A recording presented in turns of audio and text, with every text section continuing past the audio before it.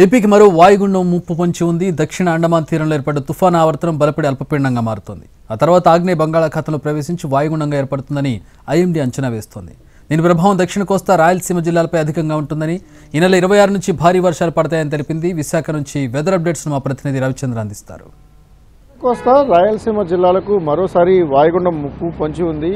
ప్రస్తుతం దక్షిణ అండమాన్ తీరంలో ఉపరితల ఆవర్తనం ఏర్పడింది. ఉపరితల ఆవర్తనం క్రమేపీ బలపడి అల్పపీడనంగా రేపు ఉదయానికి మారబోతోంది. ఇది ఆగ్నేయ బంగాళాఖాతంలో ప్రవేశించిన తర్వాత బలపడుతూ వాయుగుండంగా మారుతుందని భారత వాతావరణ శాఖ అంచనా వేస్తోంది.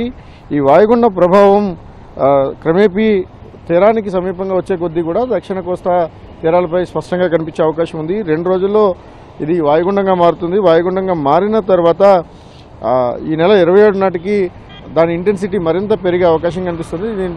ఈ ప్రభావంతో అంటే వాయుగుండం తీవ్ర వాయుగుండంగా మారితే దాని ప్రభావం మరింత ఎక్కువగా ఉండే సూచనలు కనిపిస్తున్నాయి.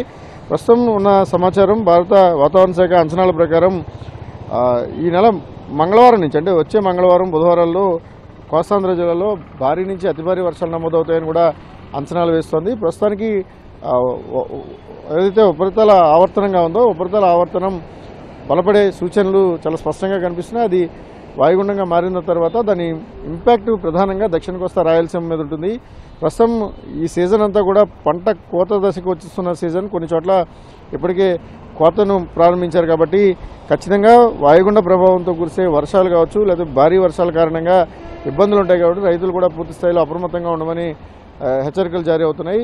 ఇక ఈ సీజన్లో వాయుగుండాలు ఈ టైంకి రావడం అనేది రేర్గా జరుగుతుంటుంది. ప్రస్తుతం ఉన్న వాతావరణ పరిస్థితులు మార్పుల కారణంగా ప్రస్తుతం ఆగ్నేయ బంగాళాఖాతంలో అయితే ఒక ఉపరితల ఆవర్తనం కారణంగా వాయుగుండం ఏర్పడే సూచనలు చాలా స్పష్టంగా కనిపిస్తున్నాయి. అది దక్షిణ కోస్తా రాయలసీమ ప్రాంతాలపైన ఎక్కువ ప్రభావం చూపిస్తూ తమిళనాడు వైపు కదులుతుందని అంచనాలు ఉన్నాయి. తర్వాత అది శ్రీలంక వైపు వెళ్తుందా లేకపోతే ఆంధ్రప్రదేశ్ తమిళనాడు మధ్య తీరాన్ని దాటుతుందా అనేది ట్రాకింగ్ ఏర్పడిన తర్వాత అంటే అది అల్పపీడనంగా ఏర్పడిన తర్వాత దాని ట్రాకింగ్ను బట్టి నిర్ధారించే అవకాశం ఉంటుంది. ప్రస్తుతానికైతే ఖచ్చితంగా ఆగ్నేయ బంగాళాఖాతంలో ఒక వాయుగుండం ఏర్పడే సూచనలు అయితే చాలా స్పష్టంగా కనిపిస్తుంది.